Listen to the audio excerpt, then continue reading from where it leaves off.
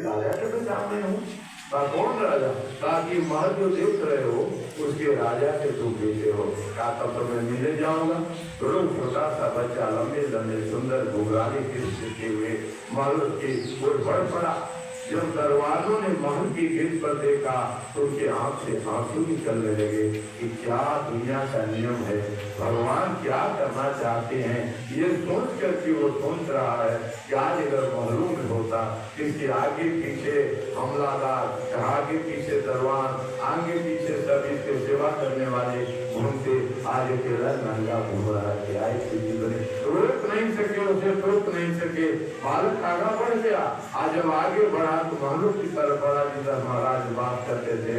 महाराज की तरफ जैसे ही बढ़ा, महाराज बचे हुए देखे महाराज जी जाकर गोद में बैठा। महाराज ने हाथ बढ़ाया, हाथ पकड़ कर गोद में बैठा दिया। कहते हैं हसुआ अपने तरफ भेजता है, खून खून को भेजता है। महाराज आज पछताव कर रहे हैं, काश अगर दूसरा विवाह नहीं किया होता तो सुनीति भी नहीं जाती, मेरा नाम निर्वंश भी नहीं पड़ता, मेरी दुर्दशा भी नहीं होती। गोद में बैठा है बालक और उसके उलझे हुए केसों में क्योंकि जब से पैदा हुआ कभी कभी उसकी केस में लगा, न तेल लगा, न कभी वस्त्र मिला। आखिर सुनीति कहाँ से लाकर पहनाएगी? इसी तरह से जल पीकर तो जीवन यापन कर रही है अपना। इस प्रकार से चल रहे हैं, स्थिति बनी स्वाद है। इतने में दासी आती है महल से दासी आती है। वह दासी देखा कि यह तो वही सुनीति का बेटा ध्रुवी के गोद में बैठा हुआ है। दौड़े दौड़े जाती है सुनीति के पास से, महारानी गजब हो गया, महारानी गजब हो गया। क्या हुआ महारानी? गजब हो गया, गजब हो गया। बोलो तो क्या भाई? ये पकड़ कर लाती है, देखती है कि महाराज की गोद में सुनीति का बेटा बैठा हुआ। कहा पहाड़ सब ठीक करता था, तुम महाराजा बनने लायक नहीं हो, तो ध्रुव बेटी ने बहुत गाली दिया। गाली देते हुए ध्रुव के हाथ को पकड़ा और कहा उतर जाओ, तुझे महाराज के गोद में बैठना था तो मेरे मुख से तुम्हें आना था, ये दासी के मुख से आए हो, महाराज के गोद में बैठोगे। जबरदस्ती ध्रुव उतरना नहीं चाहते थे, हाथों को पकड़ा, लेकर जमीन पर पटक दिया। जैसे ही जमीन पर रखा, ध्रुव के छोटे छोटे नुकीले दांत, उनके नीचे के दांत ऊपर के होठ में, ऊपर वाले दांत नीचे के होठ में गड़े, लहू गिरने लगा, लहू गिरने लगा। आज जब लहू गिरने लगा तो कष्ट को सहन नहीं करते बात हुई, ध्रुव को छोटे ध्रुव बालक को होने लगा। और यह करकसा अत्याचारिणी यह सुरुचि ने कहा जाओ भागो यहाँ से, जान मरवा दूंगी तुझे। अंत में जाने के लिए तैयार लेकर के हाथ से खींचा जोर से, नंगे पीठ को जबरदस्त अपने हाथों से उसे चांटा लगा दिया। उसके कोमल सुंदर पीठ पर, सुंदर चमड़ पर इसके हाथ पे 5 निशान उंगलियां उभर आई, जैसे दीवार पर ऐसा का छाप लगाते हैं वैसे पीठ पर इसके 5 उंगलियों के छाप उमड़ आए। रुकते रुकते जाने जा रहा। दरवाजा ने कहा इस बालक का क्या अपराध, इस बालक का क्या दुर्दशा आपने कराई? आपने इस माँ ने पूछा बेटा ये किसने किया, कैसे हुआ? लोग जब देखा पीठ पर देखा उजला हुआ है, अपने भक्ति के साड़ियों से लेकर पानी के बोल बोल करके उल्टा साफ किया। बेटा तुम्हारी दुर्दशा की कहा वो महलों की रानी की है। कहा बेटा वो महलों की रानी नहीं है, वो तुम्हारी छोटी माँ है, ऐसा नहीं करना चाहिए। विचार कीजिएगा, उसी को सूचित करते हैं ये का भाव मेरी स्वभाव नहीं बदलता है। विपत्ति काल में भी वह उसे सोच नहीं मान रही है, बेटा को संस्कार दे रही है, वह तुम्हारी माँ है। मतलब है बच्चों का पत्र शरीर पर नहीं हो कोई बात नहीं, पत्र फट जाए कोई बात नहीं, लेकिन संस्कार एक बार बिगड़ गया, संस्कार एक बार फट गया तो दुनिया का कोई सीख नहीं सकता है। दुनिया में ऐसा कोई बुरा पना नहीं है जो संस्कार को सीख सके। दुनिया की किसी बाजार में ऐसी दुकान बनी नहीं जहाँ संस्कार को चलता जा सके। संस्कार का पाठशाला का नाम माँ का अंचल होता है, सुंदर व्यवहार का विश्वविद्यालय का नाम माँ की शिक्षा होती है। यह सुनीति ने अपने बालक को शिक्षा दिया। कहा क्या कहा तुझे जन्म लेना होता, अब तुझे बाप से मिलना तो तुम मुझे मेरे यहाँ आके आ जाओ और तुम्हारा बाप मिलेगा, जाकर पूछो उनसे तुम्हारा बाप कौन है। तो मैं ये बालक जाने लगा। बालक जब जाने लगा दौरानों ने कहा इस बात से छोड़ेंगे नहीं, अगर आगे मुझे भरवा देगी उसे क्या दिनों की बात में छुड़वा देगी वो करता, इसे जिंदा इस धरती पर छोड़ने वाली वह नहीं है। बालक गया, दरबान बड़े घबरा रहे हैं कि थोड़ा हत्या हो जाएगा। गया उधर तो इस बार सुना हुआ दासी आई और दासी ने कहा कि क्या फिर ये देखो फिर वो आ रहा है, दौड़ते हुए शुरू की आती है, कहती फिर आ गया। कहा माँ, कहा माँ करते हाँ मेरी माँ ने बताया है कि तुम मेरी माँ हो और मेरे बाप की पता तुम्हें बता सकती हो। कैसा कहा हाँ तो तुम्हारा बाप नारायण है वो जंगल में रहता है, कहा तो मैं जाऊंगा, लेकिन माँ ने कहा कि आशीर्वाद देना है तुझे, कहा मेरा आशीर्वाद है तुझे नारायण अवश्य मिलेंगे। विचार करना जिसके प्रति माँ का भाव आप रखते हैं, जिसके प्रति गुरु का भाव रखते हैं, अगर आपके भाव में भावना में श्रद्धा है तो मिट्टी के मूर्ति के गुरु बन जाएगा, पत्थर की मूर्ति भी माता का के रूप में आ जाएगी, भगवान प्रकट हो जाएंगे। ये दुनिया की माता भी दुनिया की जगह जमी जगदम्बा बन जाएगी। श्रद्धा की जरूरत है, केवल श्रद्धा का ठीक है तुम्हारे पिता नारायण जगह में जाओ, अब बिना मिले हुए मत आना, मेरा आशीर्वाद है। काकी माँ ने कहा कि तुम्हारा चरण छुपा आशीर्वाद लेने के लिए पैर छुआ, आशीर्वाद दिया, चल पड़ा जंगल में। कहती है जब सत्य संकल्प जीव का होता है और नारायण से मिलने की मन में कामना हो तो रास्ते में जरूर कोई न कोई गोविंद गुरु को मिलाने वाले, गुरु गोविंद को मिलाने वाले मिल जाते हैं। रास्ते में प्रत्यक्षता देव ऋषि नारद मिल गए। देव ऋषि नारायण बालक आइतना छोटा कहाँ जा रहे हो? अपने बाप नारायण से मिलने जा रहा हूँ मैं। अरे तुम्हारी चलने का समय है, जाओ तुम क्या मिलोगे?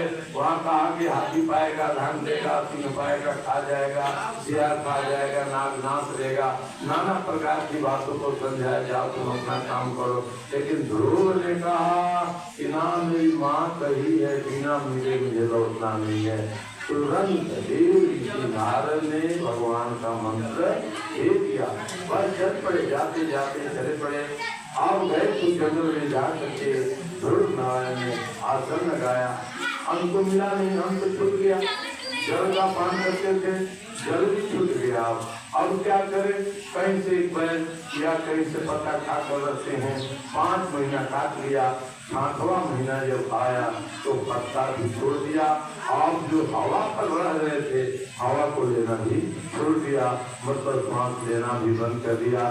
समाधि लगा करके बैठ गए। जब समाधि लगा करके बैठ गए तो तीनों के लोग 14 भुवन का श्वास रुक गया। अब तीनों के लोग 14 भुवन में हड़कंप मचा कि आखिर हो क्या रहा है, कि सबका दम घुटने लगा, सब दम घुटने लगा।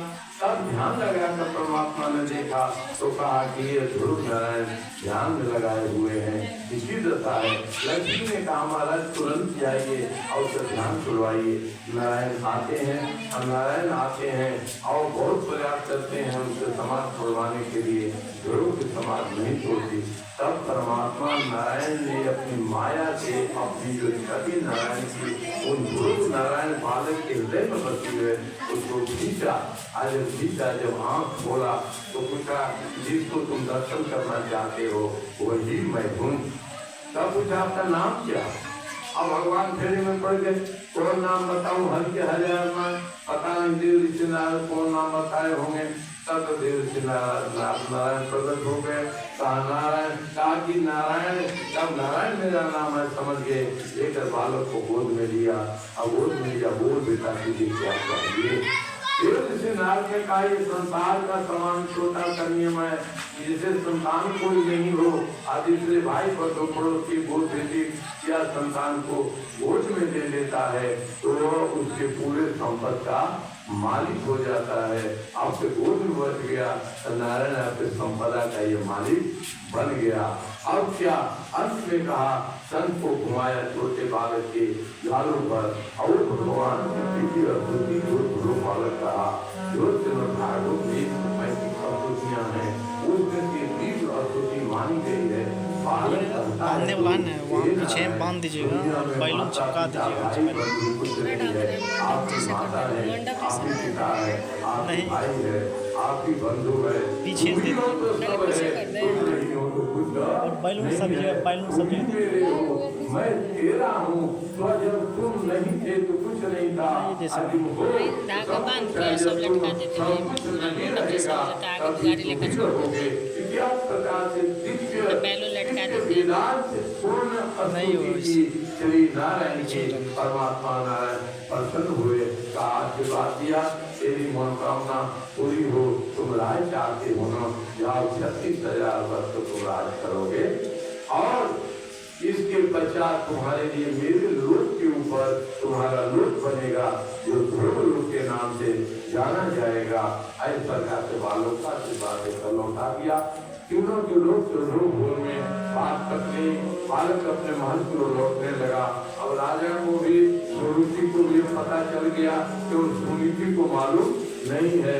अब बाजा वजा की व्यवस्था की, स्वागत के लिए देवता लोग विमान वर्षा बरसाने के लिए अबंधर बाजे बजाने लगे, अब सराय नृत्य करने लगे। अंत में अब सुरुचि ने कहा अब मैं महल में नहीं रह सकती हूँ, ध्रुव आएगा तो ध्रुव मुझे महल से बाहर निकाल देगा, अपनी माँ को अंदर में लाएगा। लेकिन ध्रुव नारायण धन्य है, आए तो महल में नहीं गए, वो झोपड़पट्टी में गए जहाँ उसकी माँ रहती है। अब तो सुरुचि ने समझा कि अब तो मेरा दिन समाप्त हो चुका है। लेकिन धन्य सुरुचि सुनीति ने कहा बेटा मेरे कारण तुम्हारा यह ऐश्वर्य नहीं मिला है, वह माँ तुम्हारी है, जाओ उसके पवित्र चरणों में प्रणाम करो, उसका आशीर्वाद लो और कहेगी तब मैं महलों में चलूंगा। ध्रुव ने जिद किया, फिर भी माँ के आदेश मान कर गए। जब महल में आने लगे तो सुरुचि के मन में ऐसा लगा कि जैसे मैंने राजा से कहा था कि महल में तब तक मैं नहीं जाऊंगी जब तक सुनीति रहेगी। शायद सुनीति ने भी कहा होगा कि बेटा महल में तब जाऊंगी जब महल से बाहर सुरुचि हो जाएगी। लेकिन उसे क्या माता जाकी जैसी रही भावना, उसे सोच रही है, उसे क्या मालूम कि सुनीति ने कहा जा माँ के आदेश से तब मैं जाऊँ। वह अपना दिन लौटा हुआ समझ करके सुनीति का आमंत्रण किया, स्वागत हुआ। सुनीति का दिन यह दिन लौट आया। एक बार सदा ध्यान रखना है, ये श्रीमद् भागवत का चतुर्थ स्कंद का जो कथा मैं ध्रुव चरित्र आपको निवेदन कर रहा हूँ, इसका भाव ये है अच्छे दिन बुरे दिन ये आते जाते रहते, दिन रात चक्र है, अंधेरी रात, शुक्ल पक्ष कृष्ण पक्ष बनाए, सुख दुख बनाए, सब आता जाता रहेगा। इसे जीव को घबराना कभी नहीं चाहिए और भगवान का स्वर छोड़ना नहीं चाहिए। इस प्रकार से महल की तरफ से श्री ध्रुव नारायण आए और सुनीति महारानी भी महलों में आती है और महलों में आकर के इस प्रकार से पुनः राज इनका लौट गया। संत से पता नहीं ये परमात्मा की क्या व्यवस्था है।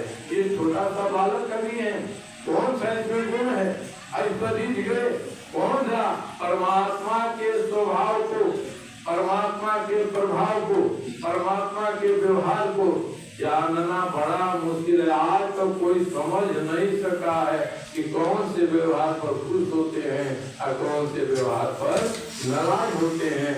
संतों ने कहा कि ये प्रभु के व्यवहार को समझना बड़ा मुश्किल है। कौन